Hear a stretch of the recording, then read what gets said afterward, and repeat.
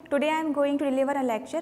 My topic is Carnot cycle, which is the topic of BSc first year unit first. Basically जो 1824 में Carnot ने एक cycle दी थी जिसे कार्नोट साइकिल कहा जाता है. इसके लिए उन्होंने 4 स्टेप बताए थे: समतापी प्रसार, रुद्धोष्म प्रसार,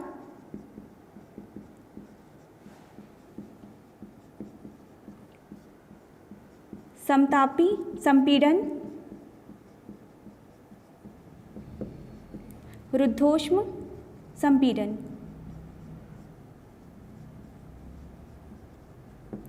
कार्नोट साइकिल को समझने से पहले हमें ये टर्मिनोलॉजी पता होना चाहिए कि समतापी प्रसार क्या होता है. बेसिकली जो एक सिस्टम होता है गैस का, उसमें टेम्परेचर, प्रेशर एंड वॉल्यूम होता है.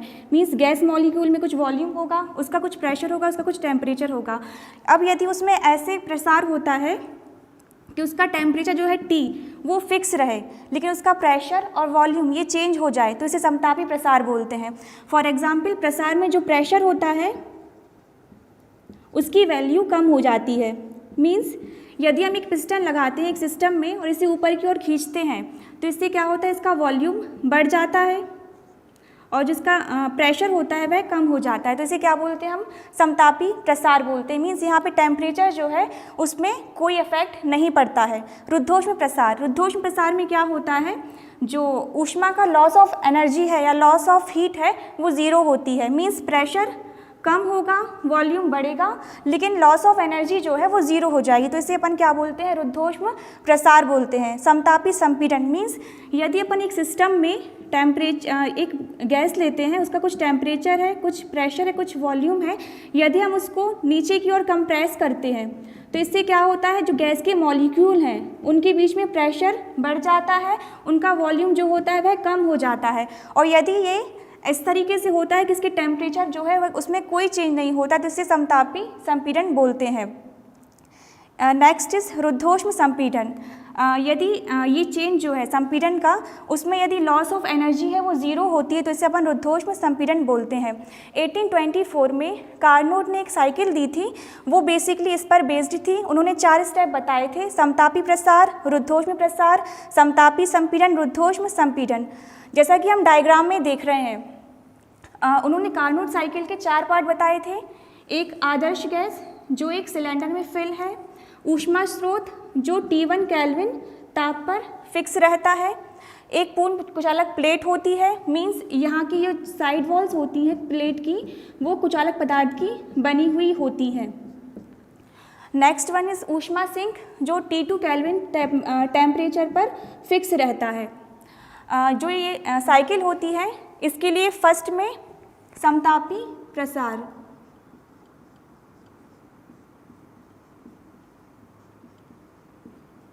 यदि हम जो ये सिलेंडर है इसे हम ऊष्मा स्रोत पर रखते हैं, तो ये जो सिलेंडर है इसकी जो साइड वॉल्स हैं ये कुचालक पदार्थ की बनी हुई है और जो उसका बेस होता है वो सुचालक पदार्थ का बना हुआ है.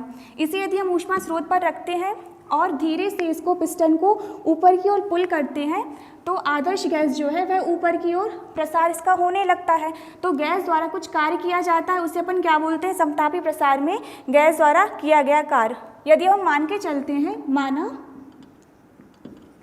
आदर्श गैस में जिसका इनिशियल स्टेट है या प्रारंभिक अवस्था है, उसमें इसकी वैल्यू क्या है, P1, V1 एंड T1 है. अब यदि गैस द्वारा कुछ कार्य किया जाता है तो प्रेशर की वैल्यू P2 हो जाती है, वॉल्यूम की वैल्यू V2 हो जाती है, टेम्परेचर T1 ही रहता है, क्योंकि ये क्या हो रहा है, समतापी प्रसार हो रहा है. तो इस अवस्था में गैस द्वारा किया गया कार्य या work done by the gas is W1. गैस द्वारा किया गया कार्य W1 which is equal to integration of V1 to V2 P dV. हम जानते हैं आइडियल गैस इक्वेशन के लिए PV is equal to RT होता है. तो यहाँ इसको इक्वेशन नंबर 1 नाम देंगे। PV is equal to R T से, यहाँ T is equal to T1 है, P की वैल्यू क्या आ जाएगी, P is equal to R T1 upon V। इस वैल्यू को हम इक्वेशन नंबर 1 में पुट करेंगे तो W1 means work done by the gas, वो क्या आएगा V1 से V2, P की जगह पे R T1 upon V dV। Integration R T इसमें से कांस्टेंट है RT1, तो उसे हम बाहर कर लेंगे V1 से V2 1 upon V dV। Since हम जानते हैं integration of 1 upon x dx, इसकी वैल्यू होती है log x log ex।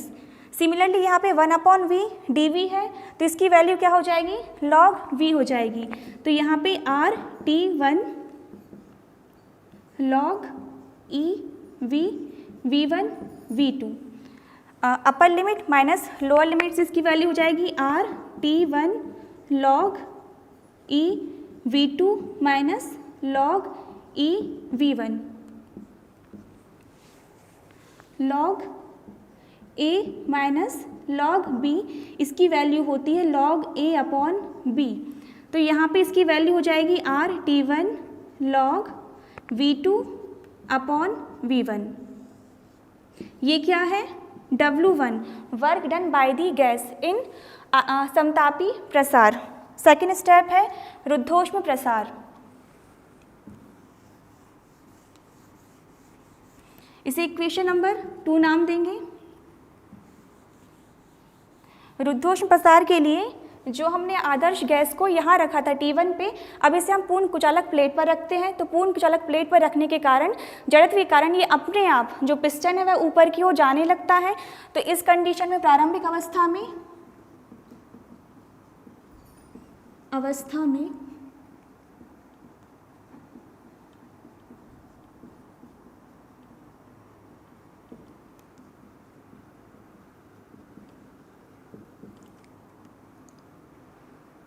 P2 V2 T1 और प्रसार के बाद इसकी वैल्यू P2 से P3 V2 से V3 T1 से T2 हो जाती है। चूँकि ये रुद्धोष्म प्रसार है इसमें वैल्यू T1 से T2 हो जाती है। तो इस अवस्था में गैस द्वारा किया गया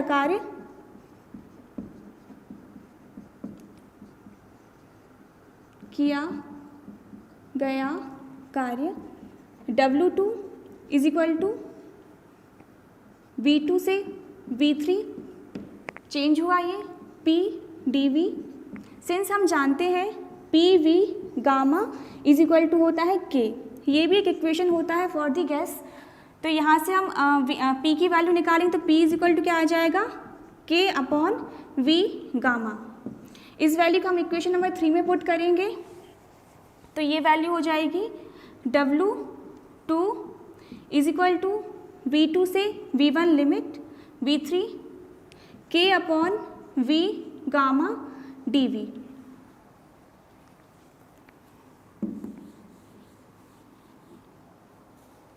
यहाँ K कांस्टेंट है तो वो बाहर आ जाएगा। V2 से V1 1 upon V gamma dV। Since 1 upon x इसका इंटीग्रेशन होता है x to the power -1 x to the power n+1 upon n+1 x n का इंटीग्रेशन होता है। तो यहाँ जब हम इसको सॉल्व करेंगे तो ये होता है K V2 से V1 लिमिट गामा -1 बाहर 1 upon V to the power gamma -1 limit V2 से V1। यदि हम इसको और सॉल्व करते हैं ये होता है K upon gamma -1 upon V1 gamma -1 upon V2 gamma -1। ये इक्वेशन, इसको यदि हम और आगे सॉल्व करेंगे तो इसकी वैल्यू आती है 1 upon gamma -1 T1 minus T2 which is the value of W2 in adiabatic expansion. Third step is समतापी संपीड़न। अभी जो अपना सिलेंडर था वो कुचालक प्लेट पे था। इसके बाद जो सिलेंडर है वह ऊष्मा सिंक पे रखा जाता है और फिर इसमें धीरे धीरे इसको कंप्रेस किया जाता है। तो इसका जो टेम्परेचर है वो T1 से T2 हो जाता है और जो प्रेशर है वो भी चेंज हो जाएगा और इसका वॉल्यूम भी चेंज हो जाता है। तो थर्ड वन इज समतापी संपीड़न।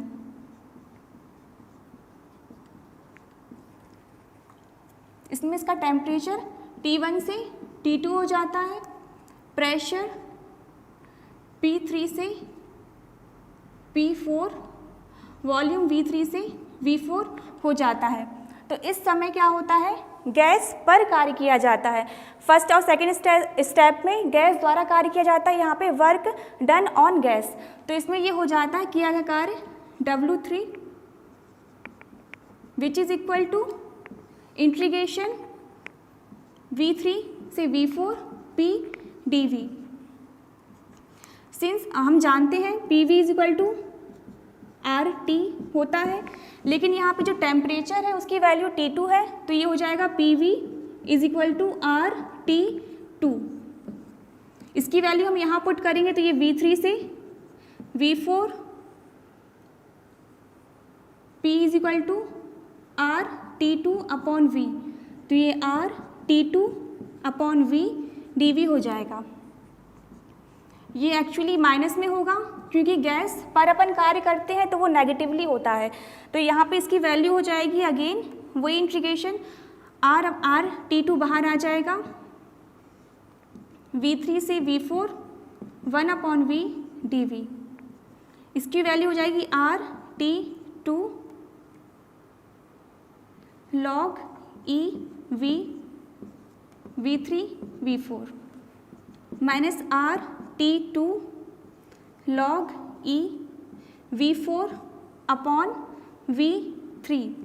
सिंस यहाँ नेगेटिव चार्ज है तो ये V3 अपॉन V4 हो जाएगा। यदि हम इसको पॉजिटिव करेंगे तो ये हो जाएगा RT2 log E V3 upon V4।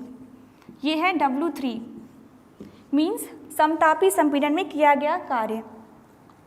Fourth step होती है रुद्धोष्म संपीड़न।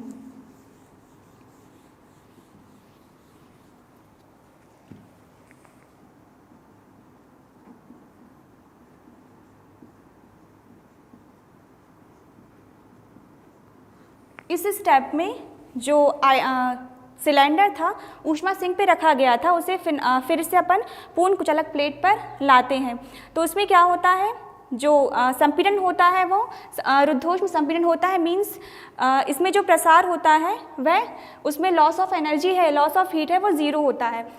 इसकी इनिशियल स्टेट में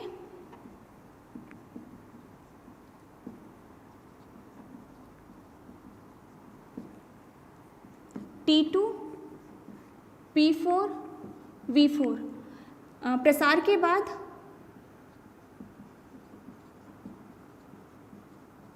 जो कोफिशिएंट है उनकी वैल्यू T1 P1 V1 हो जाती है।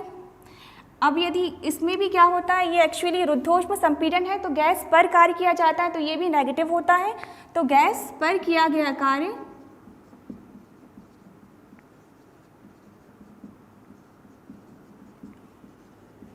W4 is equal to V4 से V1 लिमिट रहेगी P dV। हम जानते हैं PV gamma is equal to K होता है, तो यहाँ पे P की वैल्यू हो जाएगी यहाँ से K upon V gamma. W4 में यहाँ पुट करेंगे इसको, तो ये V4 से V1 integration K upon V gamma dV। ये नेगेटिवली होता है, K कांस्टेंट बाहर आ जाएगा, V4 V1 1 upon V gamma dV। 1 upon x के ऊपर पावर का जो इंटीग्रेशन हमने पहले सॉल्व किया था सेम यहाँ पे भी वही हो जाएगा। तो इसकी वैल्यू हो जाएगी 1 upon gamma minus 1 T1 minus T2 W4। अब यदि हम इसको एनालाइज करते हैं means W1 W2 W3 W4। तो हम देखते हैं जो रुद्धोष्म प्रसार होता है या रुद्धोष्म संपीड़न होता है वो आपस में कैंसिल आउट हो जाता है, इसके थ्रू इसकी एफिशिएंसी निकलती है। कार्नोट ने यही बताया था कि बेसिकली जो इंजन्स होते हैं वो कोई भी 100% एफिशिएंट नहीं होते हैं, लेकिन फिर भी उन्होंने एक आदर्श इंजन की कल्पना की थी। उसके लिए उन्होंने 4 प्रोसेस बताई थी कि इंजन कैसे वर्क करता है। उसके लिए उन्होंने बताया था कि ये जो डायग्राम है मीन्स PV आरेख है, तो इसमें ये वाला पोर्शन होता है ये समतापी प्रसार को बताता है, समतापी प्रसार। ये समतापी, ये रुद्धोष्म प्रसार को बताता है, ये समतापी संपीड़न को बताता है, और ये रुद्धोष्म संपीड़न को बताता है।